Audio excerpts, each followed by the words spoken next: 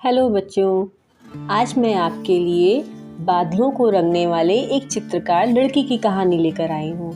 तो चलो कहानी स्टार्ट करते हैं। एक बार की बात है, एक छोटे से गांव में काव्या नाम की लड़की रहती थी। उसे चित्र बनाना बहुत पसंद था। वो अपने रंगों से पेड़, फूल, नदी और आसमान में उड़ती हुई चिड़ियों की सुंदर तस्वीरें बनाती थी। उसकी सबसे बड़ी ख्वाहिश थी कि वो कभी बादलों को भी पेंट कर सके। एक दिन जब काव्या खेतों में खेल रही थी तो अचानक एक चमकीली रोशनी उसके सामने आई। रोशनी के बीच से एक जादुई परी प्रकट हुई। परी ने मुस्कुराकर कहा, काव्या, मैं तुम्हारी मेहनत और कला के प्रति प्यार से बहुत खुश हूँ। इसलिए मैं तुम्हें एक जादुई तूलिका देती हूँ। इससे तुम आसमान में बादलों को पेंट कर सकती हो। काव्या खुशी से उछल पड़ी। परी ने उसे एक बात समझाई, याद रखना, तुम्हारे चित्रों में मौसम बदल सकता है, लेकिन इसका इस्तेमाल संतुलन बनाए रखने के लिए ही करना।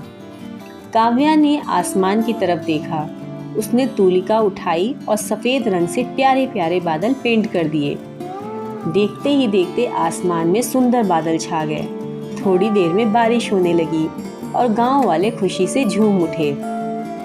अगले दिन काव्या ने आसमान को नीला और बादलों को सफ़ेद छोड़ दिया, जिससे खिली खिली धूप निकली। गांव के बच्चे खुले मैदान में खेलते रहे। काव्या को अपनी तूलिका का जादू बहुत पसंद आने लगा था। एक दिन काव्या ने सोचा, क्यों न मैं आसमान में सिर्फ काले बादल बनाऊं? ये देखना भी मज़ेदार होगा। उसने पूरे आसमान को काले बादलों से भर दिया। तुरंत तेज बारिश शुरू हो गई।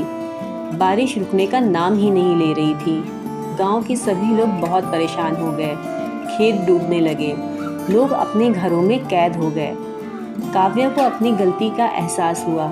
उसने समझा कि उसने बादलों को पेंट करने में संतुलन का ध्यान नहीं रखा।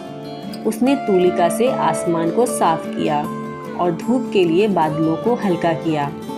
अब मौसम फिर से खुशनुमा हो गया था।